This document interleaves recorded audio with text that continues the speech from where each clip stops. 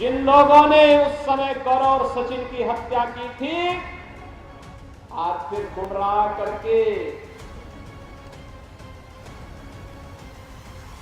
ये लोग फिर से उसी दंगे की आग में झोंकने की साजिश का हिस्सा बनाना चाहते हैं।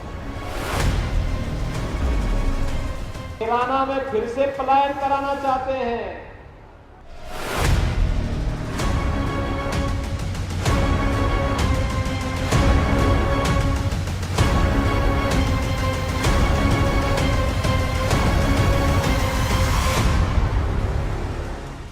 पश्चिमी यूपी वो धरती जहां चुनाव में किसान मुद्दा है, पलायन मुद्दा है, दंगा मुद्दा है, ध्रुवीकरण मुद्दा है, तुष्टीकरण मुद्दा है। पश्चिमी यूपी की धरती ने नेताओं की दिल की धड़कनों को बढ़ा दिया है। वेस्ट यूपी में चुनावी मंचों पर गूंज रहा है मुजफ्फरनगर दंगों का शोर। पूरे पश्चिमी उत्तर प्रदेश की जनता को पूछने आए, यहां से लेकर सहारनपुर की जनता को पूछने आए, क्या भूले हैं क्या दंगे? जरा बोलिए जोर से, भूले हैं क्या? भूले हैं? नहीं तो फिर से अगर वोट देने में गलती कर दी तो वही दंगे कराने वाले फिर से लखनऊ की गद्दी पर बैठ जाए।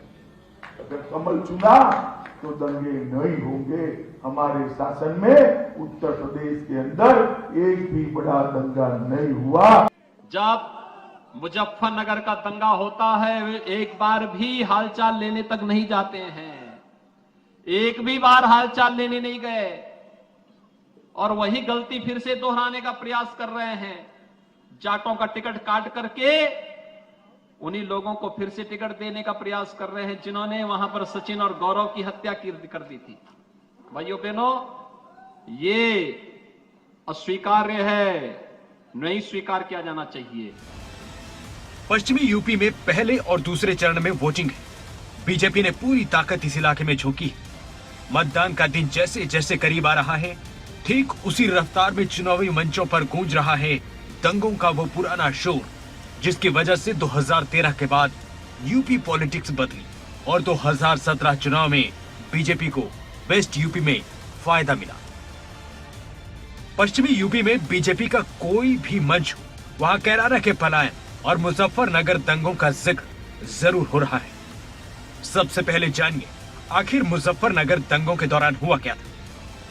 27 अगस्त 2013 को मुजफ्फरनगर के जानसठ कोतवाली के कवाल गांव में डबल मर्डर हुआ। दो ममेरे भाई सचिन और गौरव की हत्या की गई। आरोपों के मुताबिक जाट समुदाय की एक युवती के साथ छेड़खानी हुई। इसके विरोध में उसके ममेरे भाइयों सचिन और गौरव ने मुस्लिम युवक की जान ले ली। इसके बाद सचिन और गौरव की हत्या हो जाती है। दोनों जाट युवकों की हत्या के बाद दोनों समुदायों की तरफ से वहां पंचायतें हुई। इसने आग में घी डालने का काम किया। मुजफ्फरनगर में जाट और मुस्लिम समुदाय के बीच बड़े पैमाने पर दंगे भड़क उठे। अब यही दंगे चुनावी मंचों पर 2022 के चुनाव में गूंज रहे हैं। पहले कांवड़ यात्रा पे रोक लगती थी और समाजवादी पार्टी का मतलब तो जो मुजफ्फरनगर का दंगा करवा दे, कोसी कला में दंगा करवा दे, सचिन और गौरव जैसे युवकों की हत्या इसलिए हो जाती है क्योंकि उन नौजवानों ने अपनी बहन की रक्षा करने के लिए वे गए थे और इस आधार पर उनकी निर्दोष नौजवानों की हत्या कर दी जाती है। 60 से अधिक हिंदू मारे गए थे मुजफ्फरनगर दंगे में। सपा की यही पहचान है। यहां पर कभी मुजफ्फरनगर के किसानों पर, मुजफ्फरनगर के निर्दोष नौजवानों पर कभी गोली चला करके और कभी अयोध्या में राम भक्तों पर गोली चलाने का पाप भी और उसका दाग भी इनकी टोपी पर लगा हुआ है।